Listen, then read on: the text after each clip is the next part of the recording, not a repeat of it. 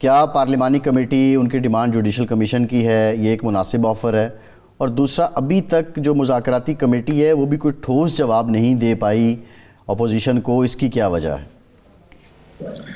मेरे ख्याल में मुज़ाकराती कमेटी को जवाब देने का मौका ही नहीं आया, क्योंकि अपोजिशन ने खुद ही जवाब दे दिया। उन्होंने 7 दिन का टाइम दिया और तीसरे दिन कहा कि जी हमें तो मुस्लिम लीग के फलां बंदे की हमने गुफ्तगू सुनी है और हमें समझ आई है कि इससे कुछ हासिल नहीं है, लिहाजा मुज़ाकरात खत्म।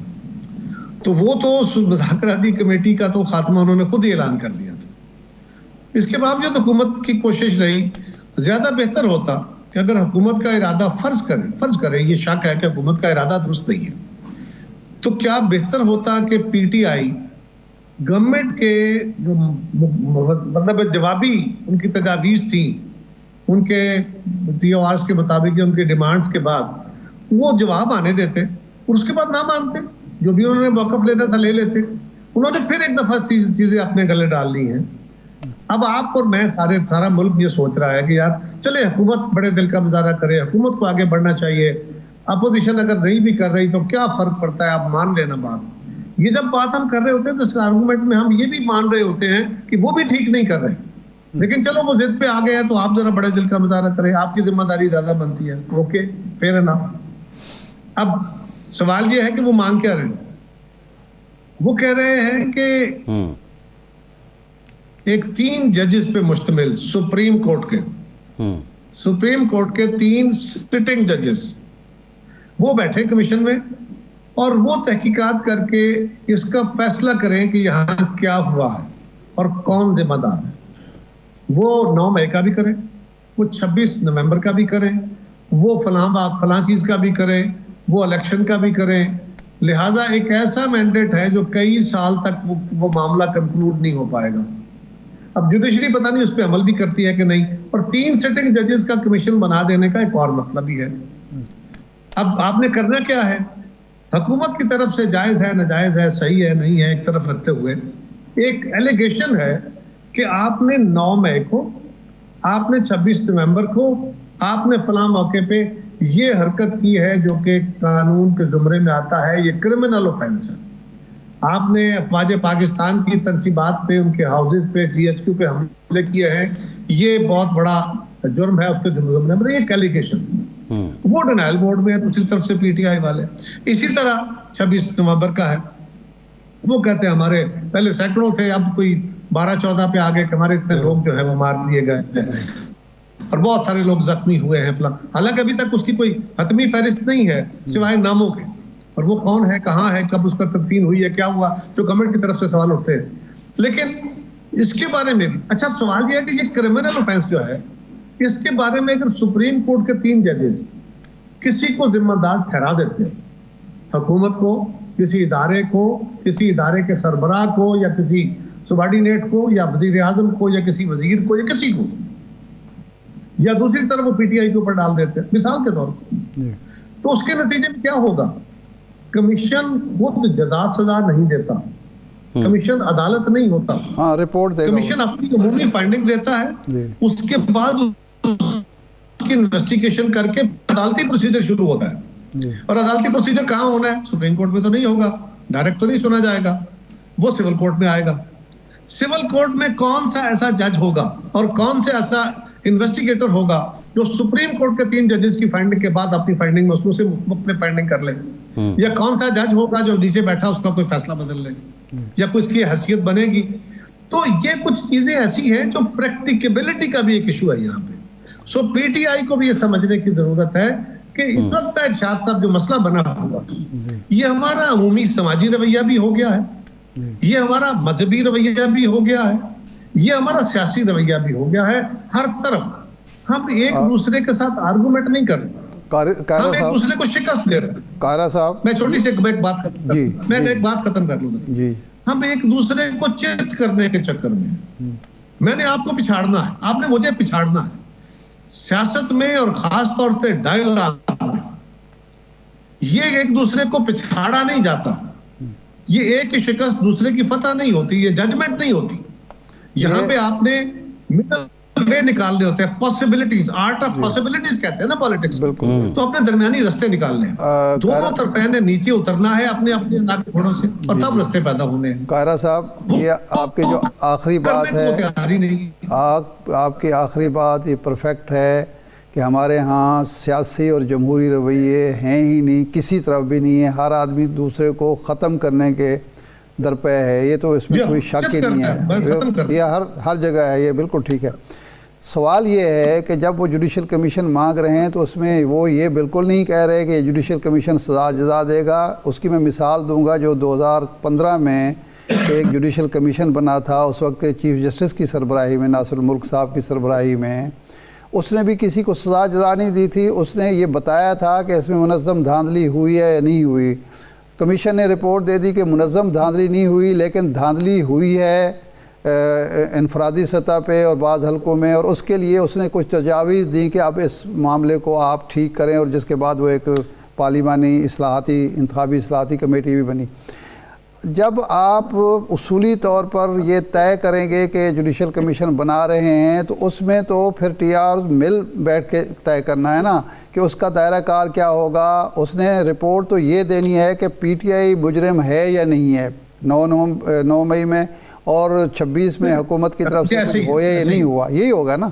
तो हुकूमत फराख दिली का मुजाहरा करे, TOR पे वो अपनी बात बनवाने की कोशिश करे। अगर उस सतह पे जाके PTI पीछे हटती है तो फिर सब यही कहेंगे कि PTI की जाती। अभी देखें ना, 2 दिन पहले वो पीछे हटे हैं, 3 दिन पहले एक तो हुकूमत ने भी ज़्यादती की कि 7 वर्किंग डेज़ कह के 12 दिन तक इंतज़ार कराती रही, लेकिन जब पीछे हटी है तो सब ने कहा है कि PTI को ये नहीं करना चाहिए था, मुज़ाकरात जारी रहने चाहिए। हुकूमत भी तो यकसर डिडायल मूड में है कि नहीं जी, ये बात तो हमने किसी की माननी नहीं है, हमारी मर्ज़ी के मुताबिक बैठना है तो बैठो, वरना ना बैठो। इरशाद साहब, दोनों तरफ से जब भी मुज़ाकरात होते हैं, दोनों तरफ से यही रवैया होता है। मैं तो ये कह रहा हूँ ना, मैं सच पे हूँ और मैं हठधर्मी में भी हूँ। हठधर्मी मैं मान नहीं रहा हूँ, मैं हठधर्मी का शिकार, लेकिन मैं कह रहा हूँ सच्चा हूँ।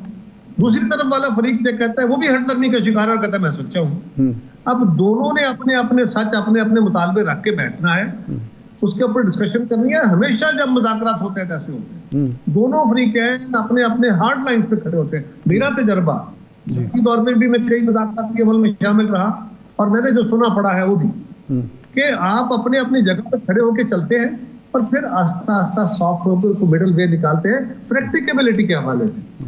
अब आज ये जरा, जो पहले कमीशन बना था नासिरुल मुल्क साहब का, नासिरुल मुल्क साहब ने कह दिया कि हाँ कुछ लोगों को ये धांधली मुनज़्ज़म तो नहीं हुई, लेकिन धांधली हुई है। उसके बाद क्या हुआ? कोई इन्वेस्टिगेशन हुई उसकी, लोगों को जज़ा हुई? कुछ लोगों को ऐसे ही इंतजामिया के कुछ चंद बंदों को आगे पीछे करके पोस्टिंग ट्रांसफर करके और काम खत्म हो गया। क्यों? इसलिए कि ना तो आप उनको बेगुनाह कर सकते हैं, इसलिए कि चीफ जस्टिस पाकिस्तान कह रहे हैं कि जनाब ये धांधली हुई है। क्या उस धांधली का किसी के ऊपर जिम्मेदारी आई? नो। मैं ये कह रहा हूं कि यहाँ पे क्रिमिनल ऑफेंस का इल्जाम क्या है? नहीं, उसका फायदा ये हुआ की तंसीबात, कायरा साहब, उसका फायदा ये हुआ कि उसके बाद इमरान खान के पास, तहरीक इंसाफ के पास कोई जवाब नहीं रहा और वो चुप करके बैठ गए। वो तो बाद में खुशकिस्मती या बदकिस्मती कि वो पनामा आ गया तो फिर मामला 16 में दोबारा उठ पड़ा, वरना तो नहीं सर, उसके बाद तो चुप करके बैठ गए। इमरान खान साहब की पॉलिटिक्स नहीं सर, देखिए मैं बड़ी अदब से मैं आपसे आपके नुक्ता नजर से थोड़ा इख्तलाफ रखता हूँ। इमरान खान की पॉलिटिक्स बेसिकली अमन से बैठने की है ही नहीं, मिडिल वे निकालने की है ही नहीं। इमरान खान की जाती शख्सियत और उनकी सियासत अभी तक जो आई है वो यही है कि मैंने जो मेरे साथ है वो ठीक है, बाकी को मैंने मानता ही नहीं। मैं उसकी ना शक्ल देखना चाहता हूँ, ना हाथ मिलाना चाहता हूँ, ना उसको जिंदा देखना चाहता हूँ, ना मैं उस जमात को मानता हूँ, ना उस चैनल को मानता हूँ। ये उनका रवैया है कमूमी। हो सकता है मेरा ख्याल गलत हो।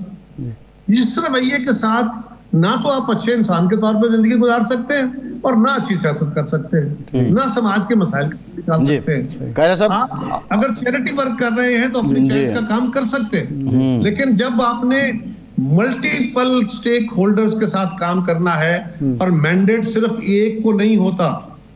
कल भी खान साहब का मैंडेट अकेले का नहीं था, आज भी नहीं है। कल वाला मैंडेट भी मशकूक था, आज वाले पे भी सवाल है। लिहाजा आपको दूसरे का मैंडेट मानना होगा ना। जी लड़ के पीपल्स पार्टी मुस्लिम लीग अच्छा, यही कायरा करती साहब, है। लेकिन अब कायरा साहब आप दाना आदमी हैं और सियासी तजर्बा आपका हो ये रहा है कि पीटीआई या इमरान खान पॉपुलैरिटी एंजॉय कर रहे हैं, हुक्मरान तबका आपका इत्तेहाद जो है वो हुकूमत एंजॉय कर रहा है, पब्लिक और पाकिस्तान जो है उसकी सज़ा भुगत रहा है इस डेडलॉक की। तो क्या इस डेडलॉक से सियासत को, जमहूरियत को, पार्लिमानी निज़ाम को कोई फ़ायदा पहुँच रहा है या नुकसानदेह है? इरशाद साहब, पहली गुजारिश तो ये है कि कौन सी ऐसी हुकूमत आई पाकिस्तान के अंदर पिछले को 20, 25, 30 सालों की पॉलिटिक्स जो मैं देखी है, कौन सी ऐसी हुकूमत आई जिसने अमन से काम किया? कभी उसके रास्ते में रुकावट और डेडलॉक क्रिएट करने में अदालतें सामने आ गई सुप्रीम कोर्ट में, कभी एस्टेब्लिशमेंट की तरफ से इंटरवेंशन हो गई, कभी किसी तरह इलेक्शन के अंदर प्रॉब्लम आ गए, कभी वजीरों के ऊपर, कभी वजीर आजम घर भेज दिए गए, कभी हमारे खिलाफ हड़तालें निकल आई और डेडलॉक शुरू हो गए और सड़कों के अंदर तालाबंदियां शुरू हो गई। तो कौन सी ऐसी हुकूमत आई है जिसने अमन से काम किया है? ऐसे ही हुकूमत अपना काम कर रही है, कारोबार चल रहा है, हुकूमत के पार्लियामान अपना फंक्शन कर रही है, ठीक है, मिसाली नहीं है तो मिसाली कब रहा है? ये तो हम डिक्लाइन में तो ऑलरेडी हैं, हमारे रवैये इस तरह खराब है। सो मेरा सवाल है कि अगर आप यूं देखें कि इस डिक्लाइन से हमारा समाजी ढांचा पिघल रहा है, जी, ना हमारे मजहबी रहनुमाओं को इसका ख्याल आ रहा है, ना सियासी रहनुमाओं को आ रहा है, ना मीडिया के रहनुमाओं को आ रहा है, यही ना तो हमारे असातिज़ा को आ रहा है, यही तो चीज़ें मेरा हमारे सवाल हाथों से है। निकल रही हैं, यही तो- एस्टेब्लिशमेंट को भी नहीं आ रहा। कायरा साहब, यही तो मेरा सवाल है ना कि नुकसान जो है, अगर देखें एक सिर्फ उधर आ रहा हूँ ना, एक साहब एक मिनट जरा, अच्छा, साहब एक छोटा सा मेरा आर्गुमेंट रह जाएगा। जी जी आपने फरमाया इमरान खान पॉपुलैरिटी एंजॉय कर रहे हैं। Yes, is very popular man, कोई इनकार नहीं है इससे, बिल्कुल। लेकिन क्या मियर पॉपुलैरिटी की बुनियाद पे, अगर मिसाल के तौर पे अगर वो गलती कर रहे हैं, अगर वो बार बार डेडलॉक क्रिएट कर रहे हैं, अगर वो बार बार मुज़ाकराती अमल से भी इनकार करते हैं, तो फिर क्या उनको इस बात की इजाजत देनी चाहिए? आप ये फरमाइए कि अगर 2023 मई 6 मई को 2 मई 3 मई 6 मई मुज़ाकरात हो रहे थे, 6 मई को फाइनल मुज़ाकरात हुए, तय हो गया कि पूरे मुल्क के अंदर इलेक्शन एक दिन होगा, तय हो गया कि असेंबलियां डिसॉल्व करके हम जो जून की 30 तारीख को बजट पास करेंगे जून में और 30 को असेंबलियां डिसॉल्व कर देंगे, उसके बाद सितंबर अक्टूबर में इलेक्शन होना था, किसने विड्रॉ किया? अच्छा कायरा साहब एक सवाल, जी कायरा साहब, सवाल मेरी देखिए ये जरूरी चीज है। अगर 9 मई ना होता तो पाकिस्तान की सियासत में जो इस वक्त भूचाल आया पड़ा है उसके जवाब पैदा होते। हम जो तरले कर रहे थे, मिन्नतें कर रहे थे, गालियां खा रहे थे इमरान खान साहब से, जी, और इसलिए कर रहे थे कि हमें अंदाजा था, हमें नजर आ रहा था सामने क्या होगा।